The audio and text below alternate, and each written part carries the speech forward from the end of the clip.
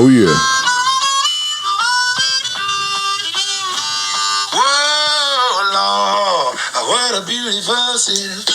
Oh, what a beautiful city, God knows.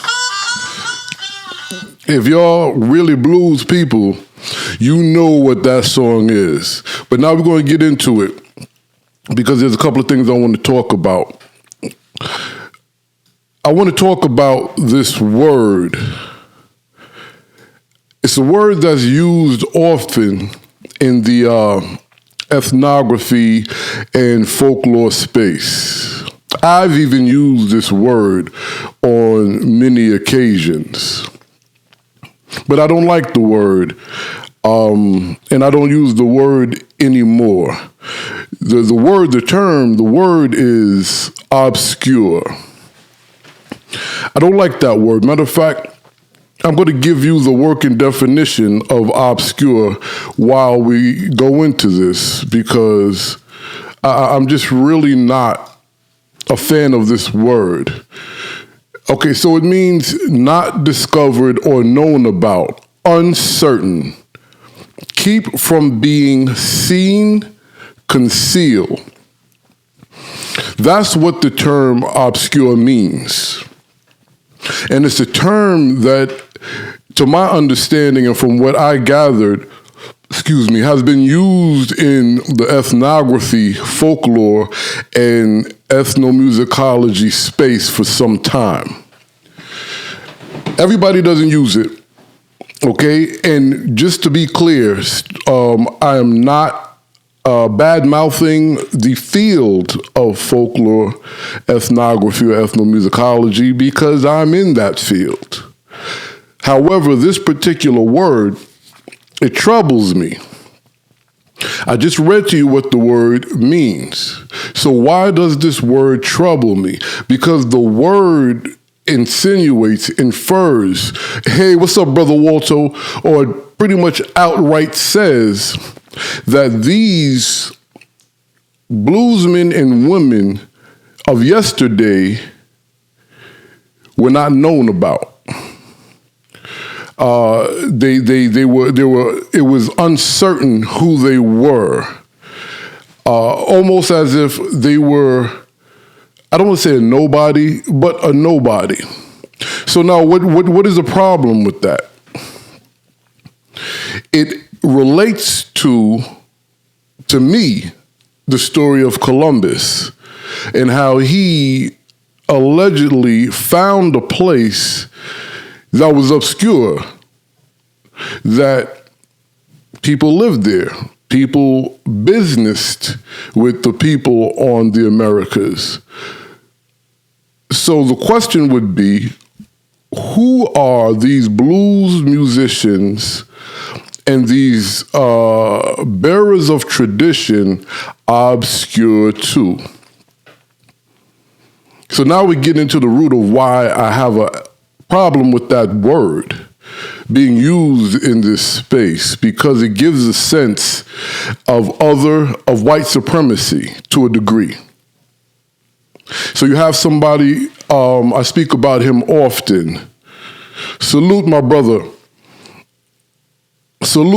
Brock. We have somebody, I speak about this cat often, Elijah Cox. Matter of fact, you can go to either Jack Dabba Blues or African American Folklorist, or if you follow us on our streaming platforms like Apple iTunes and Spotify and iHeartRadio, you can hear the podcast that I produced about Elijah Cox.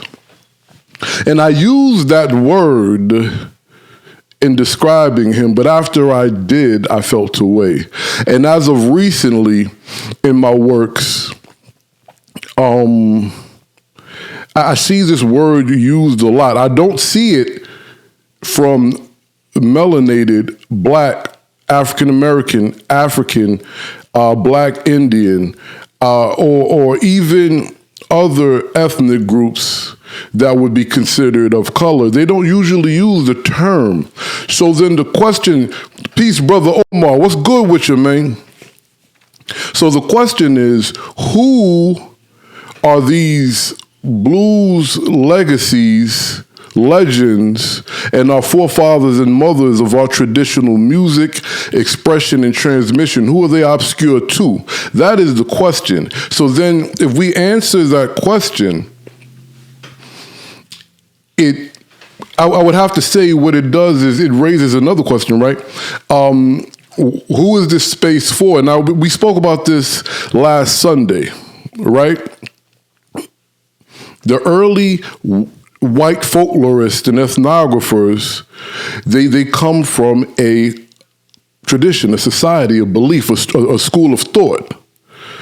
They weren't the only ones doing it. We know that there were black folklorists and ethnographers, right?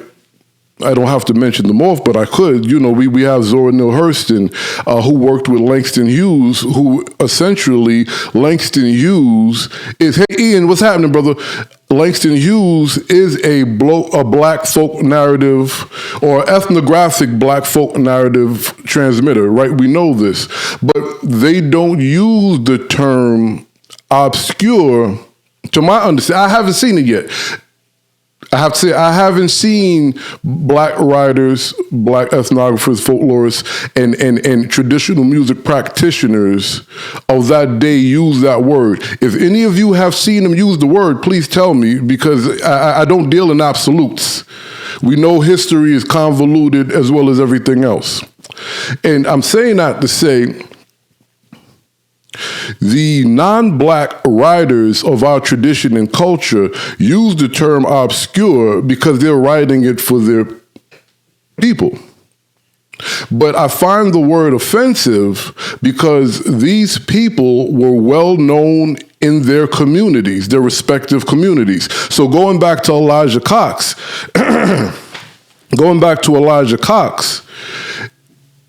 the writings about him said that he was an obscure musician.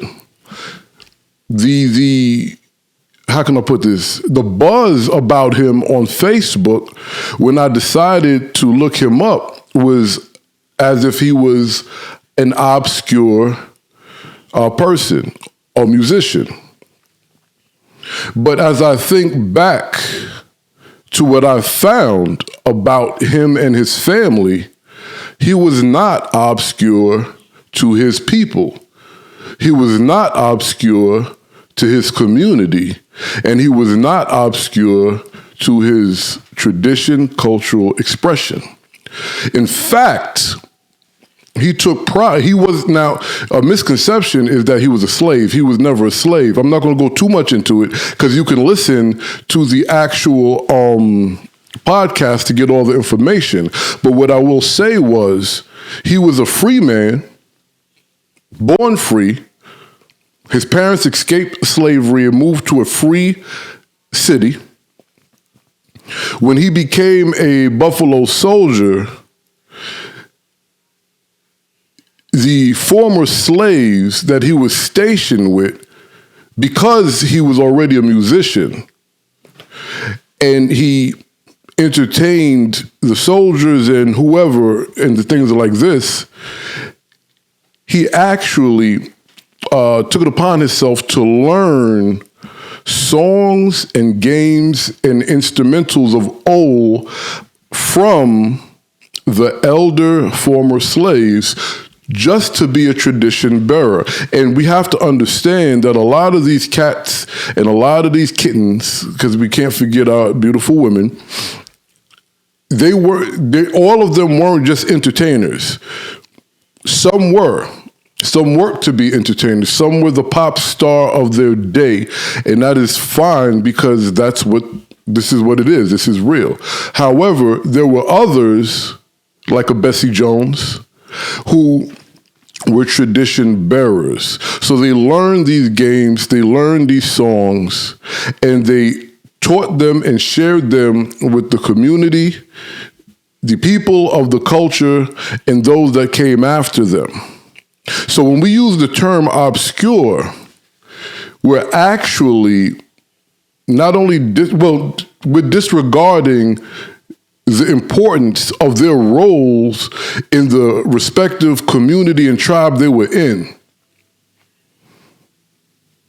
I don't think that word is, it should be, I don't know. I really believe that the word does a disservice in cultural relations, in tradition relations. Now, mind you, and I have to be clear with this, I don't think that the scholars that use that term are using it maliciously. I have to be on record saying that. I do not believe that they're using the term maliciously. They're using the term based on their knowledge of, which is understandable. But at the end of the day, the term disrespects and disregards the importance these individuals and groups in some cases had to their people, because they were known to their people. They were known to their communities, or to a community, or to a folk group, as they call it, if you will, right? So we have to reevaluate the language we use. I guess what I'm talking about, and I spoke about this briefly last week, cultural sensitivity, heritage sensitivity, tradition sensitivity, folk group sensitivity, right? Because these people were the tradition bearers of a group of people. They were not obscure. And that leads us to family ethnography and reading comprehension. Now, I wrote an article about this that's going to go up. Is it really an article? It's more or less a couple of pointers on how to implement this with your family. But I'll just call it an article, right? Family ethnography and reading comprehensions. It's going to be on the African American Folklorist website by the morning. I say by the morning because part of the piece is the recordings that my children did and that I did with my mother at the tail end of her life. How we got to this space. Now, who is this? I'm reading, the names don't, oh, Ian, what's up, brother? Okay, I'm going to read your statement. I'm with you. They are not using it maliciously, but they are using it from their place of, yeah. And you know something, before I go back to family ethnography and reading comprehensions, I'm happy you said that, Ian, because, see, I think we all, to a degree, just based on the different degrees and levels of the changing of education and the slightly changing of words till it changes all the way, we really take a lot of these words with negative connotation. Ignorant, if you're using it as an insult, is an insult, but it just really means you're unaware of a particular situation. You're ignorant to this situation. He's ignorant to that situation. I'm ignorant to that. You know, so yeah, they were ignorant to that fact. Absolutely, I agree. Hey, Deidre, how you doing? They were ignorant to that fact. I agree. And I think we should do a better job collectively and not maliciously. I don't want to get back into that, but we spoke about that last week. There are just some that I question their agenda, but we're not even going to talk about that this week again. But that word, the word, yeah, it does not do good service to the field of ethnography and folklore and ethnomusicology.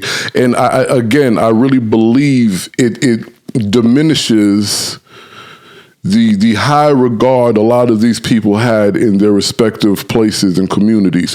But getting back to family ethnography and reading comprehensions, And I go into this in the article, so I'll be brief about it, because if I tell you, why should you read it? But what I will say is I noticed my little guy was having an issue, and we was trying to figure it out. And he speaks very well, and he reads extremely fluently from a little guy, to the point where I didn't realize that he was, I think I put the wrong grade in the piece. I'll change that for you guys if I remember. But when he was really small, maybe 6, I think in kindergarten or first grade, we were reading some of these books that were actually on 6th grade levels, which I did not know. My mother, being a children education specialist, was like, what do you do? These are 6th grade books. And I was like, I had no idea. The kid was just reading it fluently. And a couple of other things happened that I'm not going to say because I want you to go read the article, that led us to understand what the actual issue was. And it wasn't necessarily an issue.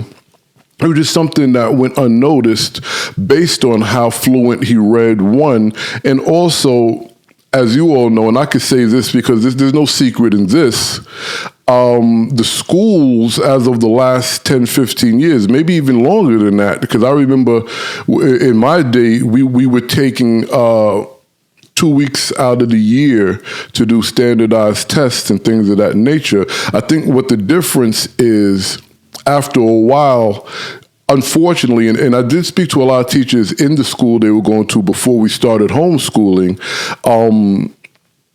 their frustration, the teachers' frustration, was that they had to make their curriculum and their lesson plans for the year based around the preparation of memorization for these particular tests, which is one of the many reasons we decided to homeschool.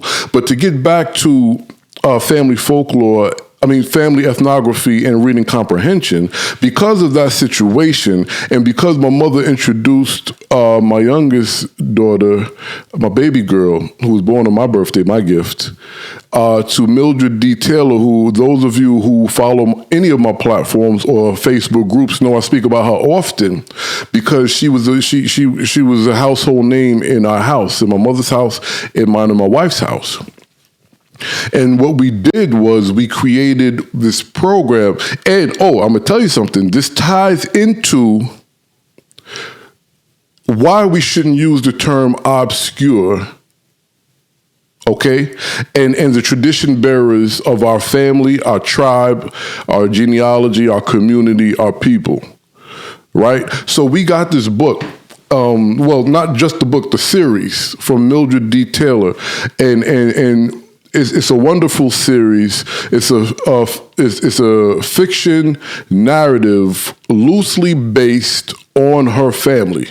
The whole series is beautiful, is wonderful. And what we ended up doing was reading it as a family, and reading it as a family, and we were getting excited and actually discussing how the exploits in the story related to exploits that we encountered. And now we're talking about 3 separate generations having this conversation.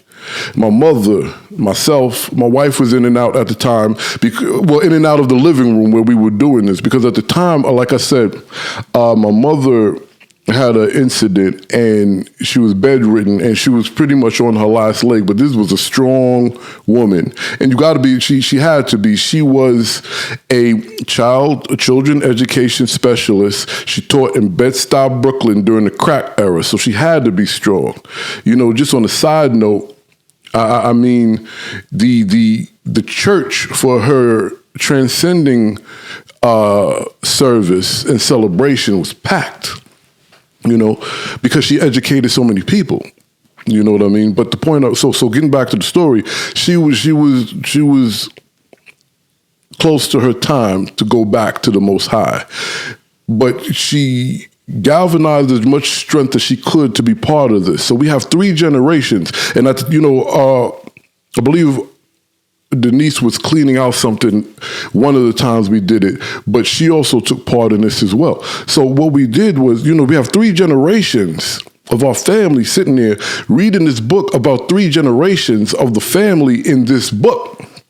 And the resemblance to the family of the book, to our family and where we come from, was amazing. And the things that you can do with this is, as Reverend Jesse says, amazing. I think that's how he says it, right? And so I'm encouraging people to do this. Family ethnography and reading comprehensions. Now, I'm not going to go too much into it because, again, I have it on the website, but I will tell you this. The 2 main goals of this exercise, reading comprehensions for your young people, okay? And to make them even that much more willing, because, I'm an avid reader, but I know when I was their age, when my mother was like, yo, it's time to read, I was running like my kids do. They get, and it's also, on a side note, it's also how is used, because if you use reading as a punishment, like, oh, you ain't got nothing to do, and I was told that, my kids is told that, we start connecting reading to punishment. However, but most, kids want to go play. But when you sit down as a family and you read these books that reflect your people, your culture, your ethnicity, what up, Apache? Your culture, your ethnicity, your heritage, your complexion in some cases. This allows young black kids, young black men and women, and older ones, no sound. You don't hear me? I see the sound right here. And older ones to have to be more engaged. You know what I'm saying? To be more engaged. So now we're engaged. We're sitting here. The kids, now they want to know what these words mean, even if they read it fluently, but if they don't know what the word means, they can't put the statement or the paragraph in the proper context. You know what I'm saying? And then on top of that, you have a moment where you can get the history you're supposed to be learning, your families, who and where you come from.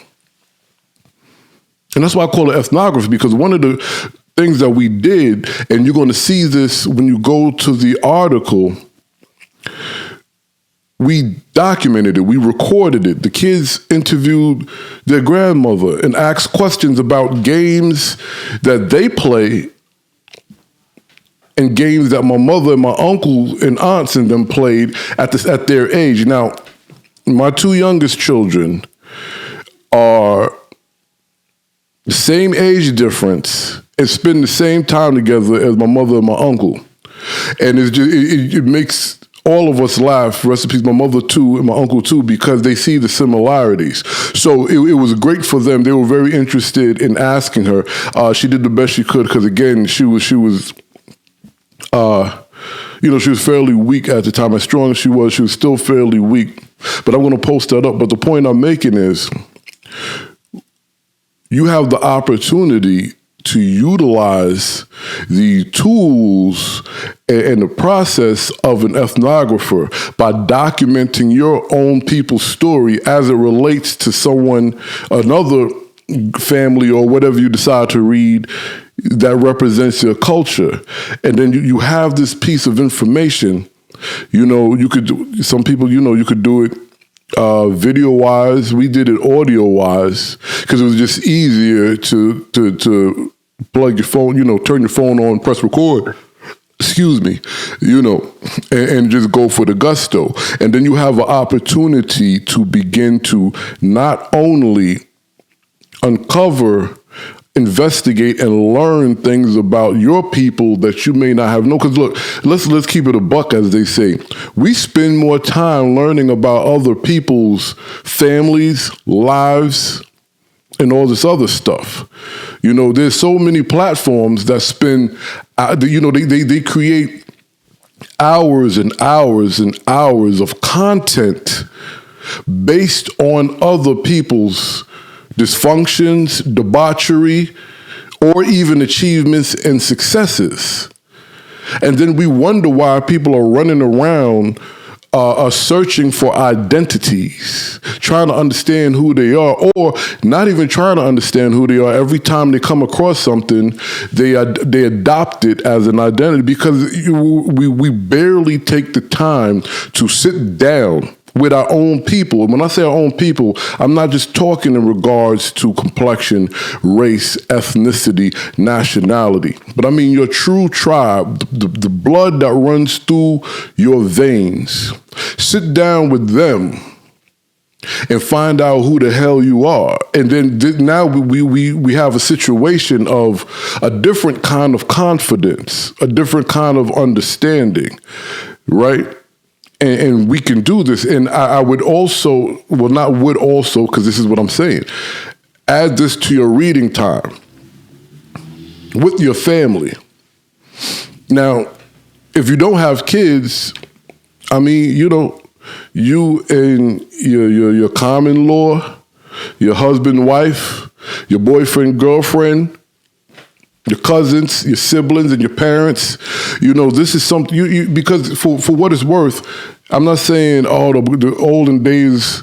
We got to go back to the olden days. The concept of how we approach things is what I mean. Because again, like I said last week, bruh, it's bad enough growing up through the crack era and Times Square and all these things, all these wonderful, beautiful things that made most of us throughout the 80s and 90s,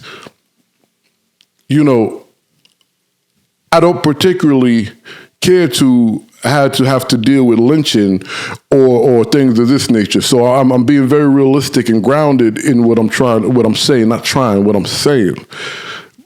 Before there was a TV in everybody's house, let alone on everybody's phone, the family sat around, they ate, they talked, they played instruments, they read. You knew who you were based on who your pops and your moms was, based on who your grandparents was. And even if the parents weren't together for whatever the purpose was, whether they were divorced or they were never married and different things happen, you still, in most cases, not all, but you had an idea of where, even if it was half of the story, you knew where half of your peoples came from. So we could do this now, right? And we have, it's good to be aware of what's going on in the world. It's good to be aware of the things and the people that you revere, right? Those of you who know me know I'm a big Son House fan. So learning about him and his peoples, that's great because it goes along with understanding the music. But I spend more time learning about my genealogy and my people and reflecting on the behaviors and the attributes of the men and women that raised and helped raise me. And then and the same thing with Denise. And then we share this with our children that are all not children, some are adult, but you get the point what I'm saying. So with this exercise, you can read the story of another family while sharing your story and preparing your children with language arts, because language arts is lacking. I mean, hell, language arts lacks for some adults. And I'm not saying I speak the best and all proper, because we all learn something all the time, every day. But what I'm saying is, it is great for homeschools, especially for now, with a lot of kids at home, but you don't have to have children to do this. You know, if you're anything, if you had an experience like me, which some of you had, where you had to go visit your mother or your grandmother or your grandpops or your pops at a nursing home or in a hospital, you know, and if you were blessed like we were, where the entire congregation and everybody comes to sit with your folk and reminisce and talk, this is the perfect opportunity to take a book over there, gets to read it, and they say, hey, did you ever experience this? And then what'll end up happening is that'll bring a smile to their face. Their face will light up. And they'll start telling you stories that they may never had expressed to you. And then you'll start to have an understanding of not just who you are and where you come from, but then you may start getting an understanding of, wow, that explains why my mom, dad, or whoever went about things this way. I was wrong in my assessment of them. Maybe I shouldn't have responded that way. Or maybe I should have responded that way. But you get the point what I'm saying, that you can document this. You could document this, and that will keep your people from being, in the eyes of other, obscure. Because that's what I'm getting to. That's what I'm getting to. You know, genealogy and DNA testing and all this has become popular more and more within the last several years. But we're still going to other to get the story of us. Go to the source, especially those of you who are blessed to still have a grandparent, a great-grandparent, or a parent. I don't have grandparents or parents anymore. They've gone on.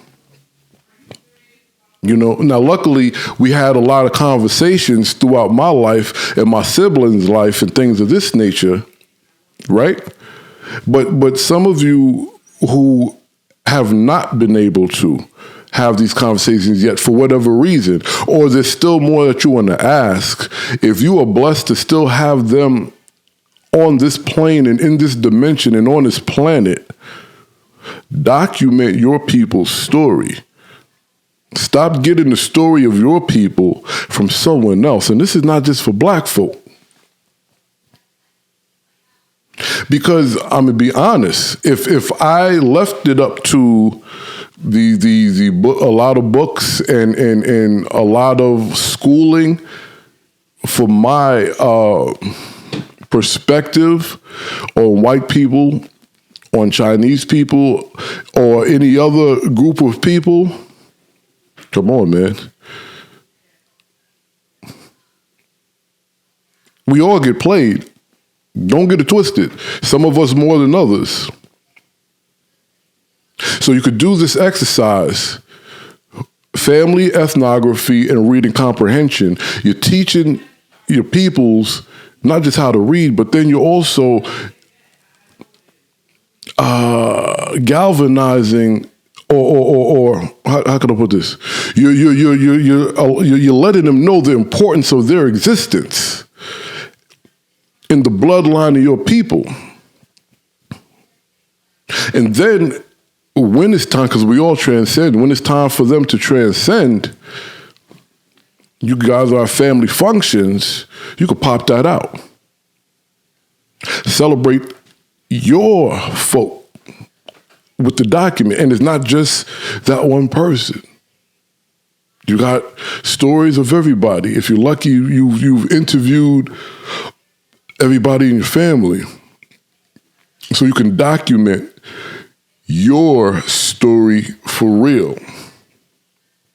Not just your story as a collective of black folk, not just your story as a collective of your building or your block or your community, which are all important,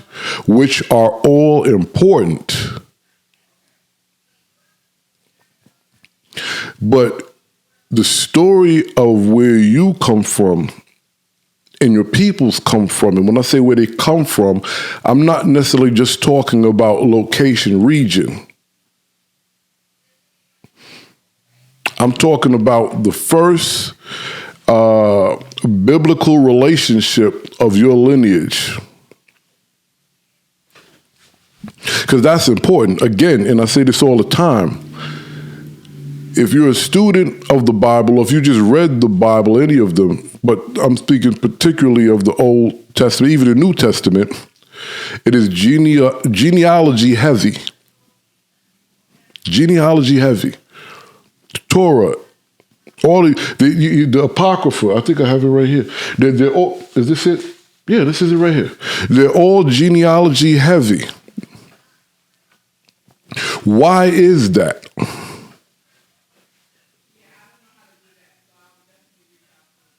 So then now, and in this case, I'm not even just talking about non-black people. Just an other could say, well, you know what, Jack or Lamont or Dapper or whatever it is you're calling me at the time, but Sharon Purley was obscure. Davis McNeil was obscure.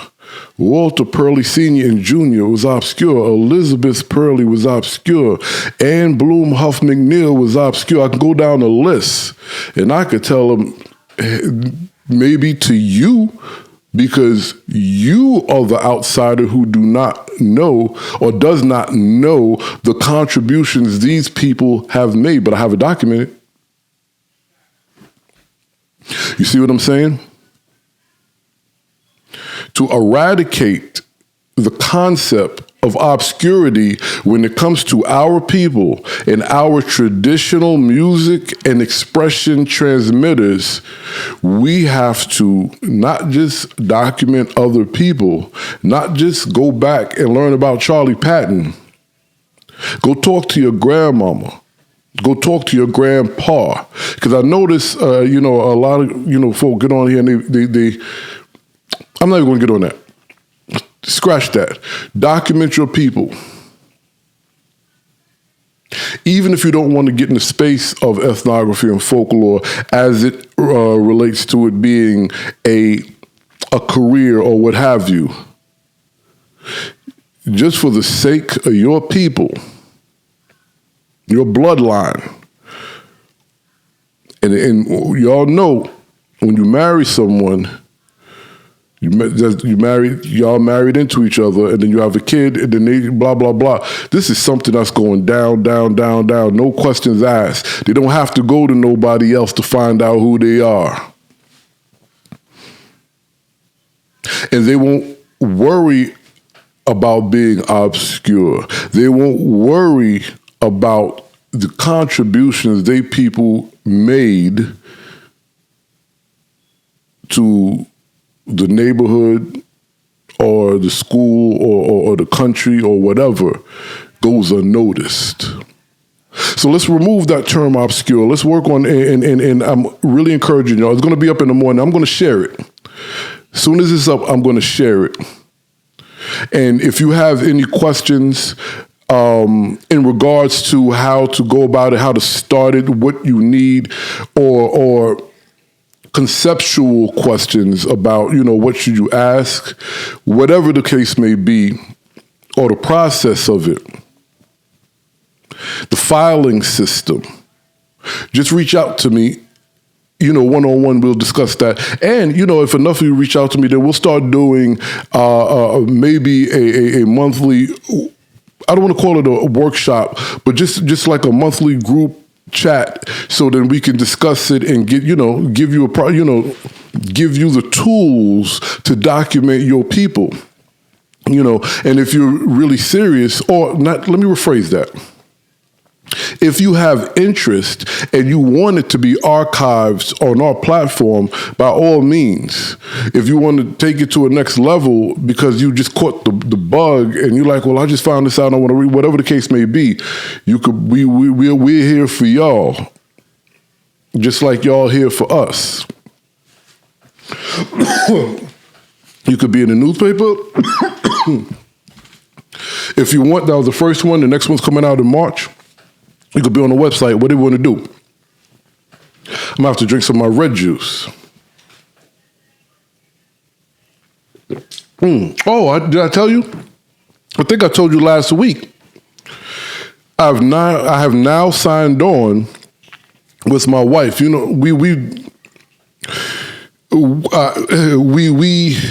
are goal-oriented and business-oriented people, like Boley, Oklahoma. Everybody talks about Tulsa, but they don't talk about Boley, Oklahoma. I'm trying to think of that place in Alabama. I speak about it often. There was a documentary named after them. I can't think of it. I'll post it in there. But we come from a people that were not just self-sufficient, but they figured out ways to do things, create businesses, provide services and things of this nature. So we're in alignment on a lot of things, right? From the newspaper to the radio show to the podcast, and now to the health supplements. So I'm officially on her team, and if you need certain products like a sleepy tea, if you're having a hard time, thank you, my brother, if you're having a hard time going to sleep, if you like coffee and you want a healthy alternative, we have that. Same thing with healthy tea. We have celery powder to make celery juice, and also super reds, and a bunch of other stuff. So just hit us up. Also, I don't know if you saw my picture. I got some barbecue sauce coming. Now, see, that's in alignment. That's in alignment of the blues people. Y'all remember Barbecue Bob, right? All right. So thank y'all for spending some time. Again, I'm gonna have that up in the morning. I want y'all to begin documenting your people, your story. If you have interest in something else, by all means, document that too. If you need a place to archive it, because what we're working to do is be the spot for Black folklore and ethnography, to house it, not for our purposes, for your purposes. So when you're researching something and you want to look something up, so many people, you're welcome, so many people are holding on to our story. They're holding on to memorabilias and things that, Brother Yusef, man, what's happening? They're holding on to our stories. They're holding on to our images, and so many other things of huge value. And it's not us holding on to it. Musician, teacher, whatever you are, we got you. All right? I'm going to sign off. I'm going to have that up to you in the morning. Let's keep bluesing. You know what I'm talking about. Tell your story. But as they used to say, the game is supposed to be sold, not told. We have to change that around. And the reason why we have to change that around, all jokes aside, is because that's how we get exploited for our story. Because it doesn't take a desperate man to tell you anything you want to know for a couple of dollars. The story's not supposed to be sold. The story's supposed to be taken back and told correctly. And that's what we're working to do. Peace and love, good folk. I'll talk to y'all later.